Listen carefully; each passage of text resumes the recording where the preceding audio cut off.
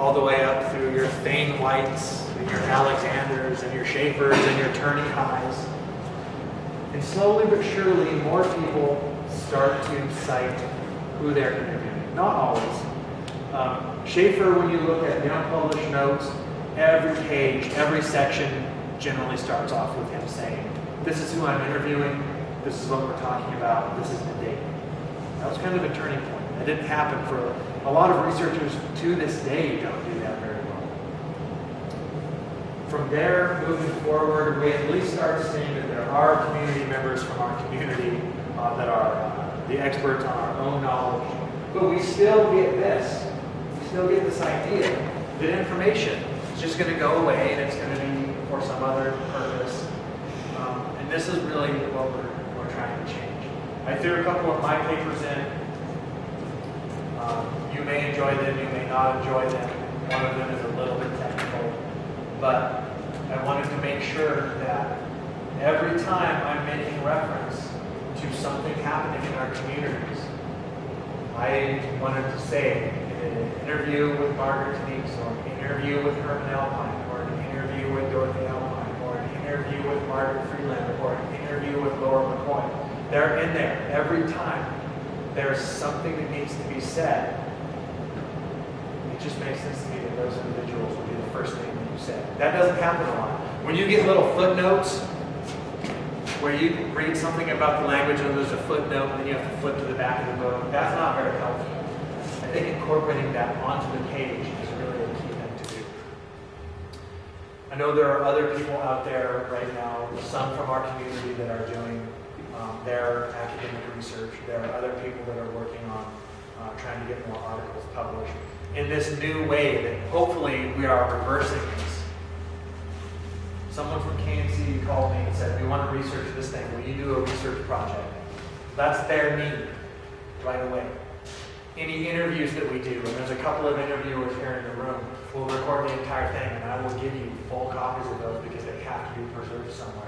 Someday that person might not be here. Someday something that we talk about might be important that wasn't important in the context of the time. Trying to just change the way that those things happen. And it's not just because I want to be, political, or I want to be radical, or I want to shake things up. I don't really want to do any of that. I want to ride on complexity theory and collective intelligence, but I saw a nice overlap. That cultural entropy, that disorder, can only be fixed one way. I asked you to think about 5th graders and 6th graders in the same classroom. And when there is a situation where the students that get some of the 5th grade materials and some students get 6th grade materials, and in a group discussion, now we're just talking about something that 5th graders haven't learned yet. And we said that can be difficult. It can make you feel uncomfortable. Some of us would be really good and raise our hand and say, yeah, we don't know what you're talking about. But when you have an 80-year process of boarding in residential schools, those questions are not answered. So then for years, you have this entropy, this disorder. And you know that there are answers, but you don't have access to them. And then it's not just one person, it's everyone in the community. I think what happened in our communities for so long was we didn't have that person to reach across the aisle. We, for 200 years, have had a relationship that was a very one-pointed way direct relationship. I think our educational system for 80 years was about one thing. It was about dispossession and conversion.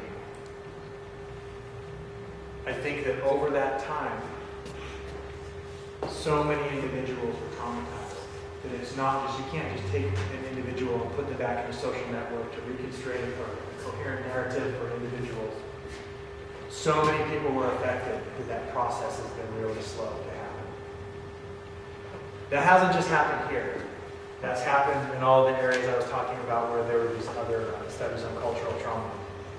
And there have been some archetypes that have emerged. And I love that term, an archetype. An archetype is just a pattern. Remember we talked about patterns being kind of the cornerstone of culture? What happens to us when we do something over and over again, and then there's a change in the system, and we get these values that emerge as archetypes, and people started to say, there are certain things that happen across the board. There are certain things that are happening without question in every one of these communities. So I want to talk a little bit about what these are. Then I want to break for the evening. And I would really like, if you have access to Facebook wherever you're going tonight, you'll notice the complexity theorist that I am. I took just a picture of the title and a few words of this and posted it on the Facebook page. And I asked people, what is it that's so hard to talk about when we see something like this? And some people, I think it was a two-part question. What does this make you think of, and why is it so hard to talk about? And there were probably 7 or 8 people that posted. The longer posts were about people who had kind of when I'm talking about this and negotiating something together, most of them were saying that. This is what it means to me. I remember this. I see these words. I'm excited for New Year's. I know it's about jump dance. And those were really great. After we leave here today, if you have a chance to log on and look at it, just throw something up there about it. What does it mean to you? What comes out of this? And the reason is, the reason I kind of built up to this idea of collective trauma and some of the symptoms, is that once we see those symptoms are there, group discussions, I'm hoping, might be a little bit less getting upset until you yell, raising my hand and waving it until it's a fist, being the last person to be on the microphone before they turn the PA off and just telling everyone they're right. Those are the kinds of things when I say our AGMs devolve into this kind of craziness. I'm hoping that some of these things might be a little bit different. Anxiety is just the quality that is there when we don't know what needs to happen. I've been to enough AA meetings and Anacoa conferences, family therapy sessions, read enough case studies. My particular area I'm reading right now, there's a branch of psychology that's based off of complexity theory and chaos theory. And the one conflict across those is anxiety is just what's there when something needs to be done, but we don't know what it is. In my home and with my family, when I'm feeling anxiety, my dad is here.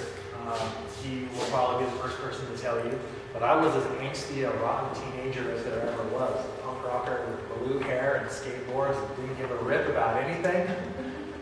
And a lot of that was me having things that were on my mind and something was wrong and I just didn't even know what to do.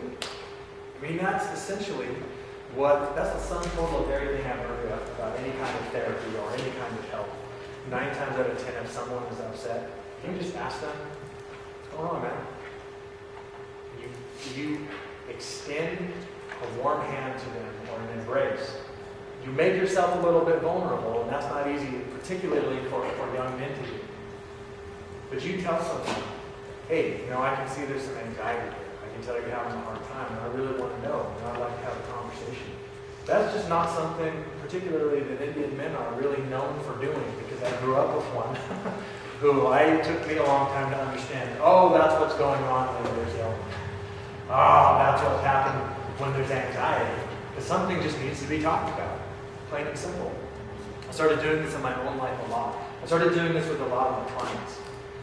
Things would be extremely frustrating, and I would sit down, and I won't say which tribe it is that I'm working with, but I would go to the preservation office, and they would joke around, it's the Dr. Horsethief therapy session. And we would get their program director and their office manager and a couple of other people.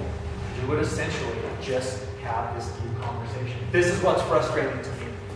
This is the problem I'm having, and I cannot get my